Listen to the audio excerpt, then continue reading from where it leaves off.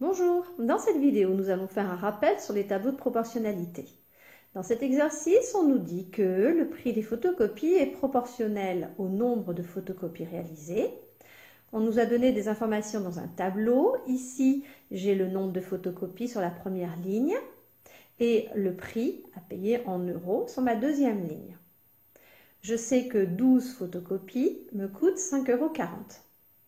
J'aimerais connaître le prix de 30 photocopies et j'aimerais aussi savoir si je paye un prix de 19,80 €, combien de photocopies je peux faire.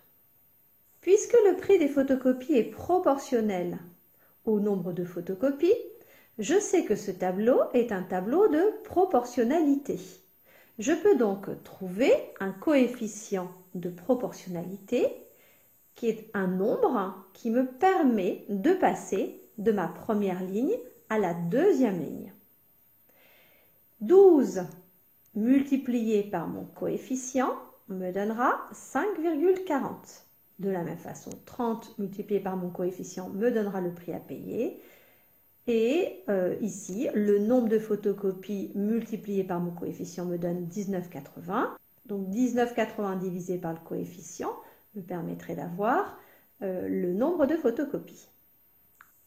Pour déterminer ce coefficient de proportionnalité, je vais utiliser la première colonne. Je sais que 12 multiplié par le coefficient me donnera 5,40. Donc pour trouver le coefficient, il me suffit de faire le quotient. 5,40 divisé par 12 est égal à 0,45. C'est mon coefficient de proportionnalité que je vais donc noter ici, à droite du tableau. Ce coefficient de proportionnalité peut ensuite être appliqué sur les autres colonnes pour déterminer les nombres qui manquent. 30 multiplié par 0,85 me donnera le prix à payer. Donc 30 multiplié par 0,45 est égal à 13,5. Donc je peux noter dans mon tableau 13,5. 13,50 puisque c'est un nombre qui représente une somme en euros. Et pour ma troisième colonne, je sais que le nombre que je recherche multiplié par 0,45 est égal à 19,80. Donc dans l'autre sens, je fais 19,80 divisé par 0,45 et me donnera le nombre de photocopies que je recherche. Je calcule donc 19,80 divisé par 0,45 et c'est égal à 44. Je peux donc mettre 44 photocopies dans ma troisième colonne du tableau. On va faire un deuxième rappel sur les tableaux de proportionnalité. Imaginez qu'on ne vous dit pas que le prix et le nombre de photocopies sont proportionnels. On vous montre ici un tableau et on vous demande est-ce que c'est un tableau de proportionnalité? C'est-à-dire est-ce que le nombre de photocopies et le prix payé sont proportionnels? Vous vous souvenez ce que l'on devait faire? Eh bien, on devait calculer pour chacune des colonnes les quotients. C'est-à-dire pour la première colonne, on prend le nombre de la deuxième ligne, on le divise par le nombre de la première ligne. 5,40 divisé par 12. Et on trouve un résultat, on trouve un quotient.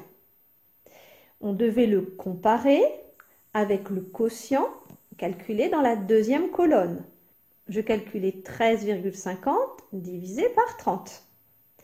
Et même chose, j'obtiens un quotient, je le comparais au premier quotient pour voir s'ils étaient identiques ou différents. Non. Si les deux quotients étaient différents, je savais tout de suite que le tableau n'était pas un tableau de proportionnalité. S'ils étaient égaux, je devais vérifier que c'était la même chose dans les autres colonnes. Donc pour la troisième colonne, je calculais 19,80 divisé par 44. Et je répète, si les trois quotients sont différents, le tableau n'est pas un tableau de proportionnalité. Si les trois quotients sont égaux, pouvait dire que le prix et le nombre de photocopies étaient proportionnels, c'est-à-dire que le tableau était un tableau de proportionnalité. En fait, il correspondait à quoi là, ces quotients? Quand je calcule 5,40 divisé par 12, je reviens à créer un coefficient de proportionnalité. Et 5,40 divisé par 12, c'est égal à 0,45.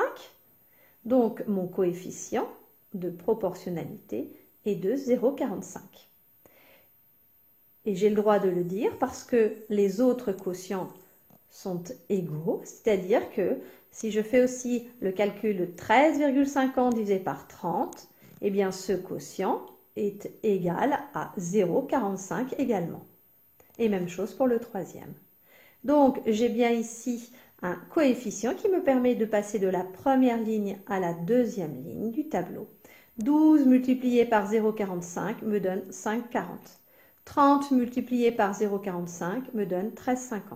44 multiplié par 0,45 me donne 19,80.